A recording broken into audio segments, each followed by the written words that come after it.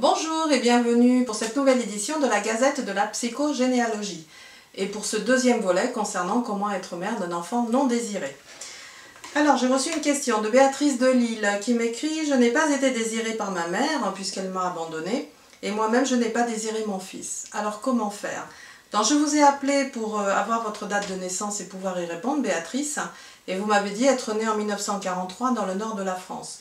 Or à l'époque, la France est en pleine Deuxième Guerre mondiale, occupée par les Allemands, et bien entendu nous savons qu'il y a des femmes françaises qui ont eu des relations sexuelles avec des hommes allemands. Souvent des relations non consenties d'ailleurs, des viols. Des viols qui ont donné le jour à des enfants, pas désirés du tout, évidemment étant donné les circonstances, par leur mère. Alors que se passait-il? C'est que pour ces femmes violées et dont les familles avaient connaissance, voulant protéger la jeune femme pour qu'elle ne subisse pas la vindicte de la population qui n'était pas au courant du viol, donc ils prenaient la jeune femme, ils l'envoyaient dans une province éloignée chez la famille de façon à ce qu'elle vive sa grossesse tranquillement et qu'elle accouche de l'enfant. Une fois accouchée de l'enfant, la jeune femme était rapatriée très vite à la famille d'origine. Pourquoi? Parce que l'enfant était en danger. En effet, à l'époque, nous savons que beaucoup de femmes avaient tué leur enfant à la naissance parce que, évidemment, la conception était trop douloureuse pour elles, étant donné les circonstances. Donc, pour ces enfants abandonnés, ils étaient abandonnés soit à l'orphelinat, soit dans des familles qui les avaient adoptés.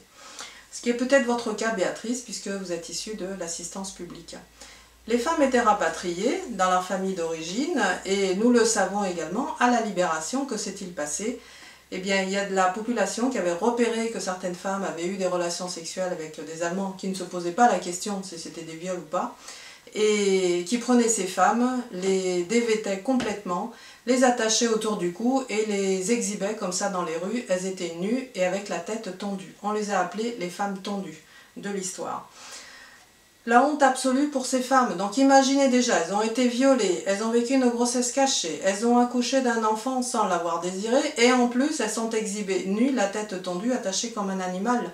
Beaucoup se sont suicidés suite à cette honte, et celles qui ont survécu ont vécu avec cette honte, la salissure, et en ayant engrammé la mémoire de l'opprobre de la population. Double peine pour ces femmes, même double peine pour cet enfant qui est né de cette histoire, qui lui-même va vivre avec les mêmes mal-être, honte, salissure, et dès ces enfants, il en est répertorié 250 000 en France. Pourquoi sont-ils répertoriés? Parce que beaucoup sont dans des mal-être importants. Ils ont une soixantaine d'années aujourd'hui, ils sont sous antidépresseurs, suivis en psychiatrie, beaucoup se sont suicidés sans avoir jamais compris d'où leur venait ce mal-être. Eux-mêmes ont eu des enfants qui ont entre 30 et 40 ans aujourd'hui, qui ont les mêmes mal-être. Donc il est certain que Béatrice, si j'avais à vous suivre, la première chose que je ferais, c'est de vous mettre sous hypnose pour retrouver ces mémoires familiales similaires, les mettre en paix, pour que vous soyez en paix et que vous puissiez élever votre enfant avec amour et sérénité. Voilà ce que je ferai. Bien, donc nous avons terminé le deuxième volet de cette micro-série « Comment être mère d'un enfant non désiré ». La prochaine fois, nous allons aborder « Est-il facile d'avoir un deuxième enfant ?» Question qui peut sembler anodine, mais qui ne l'est pas du tout, vous le verrez.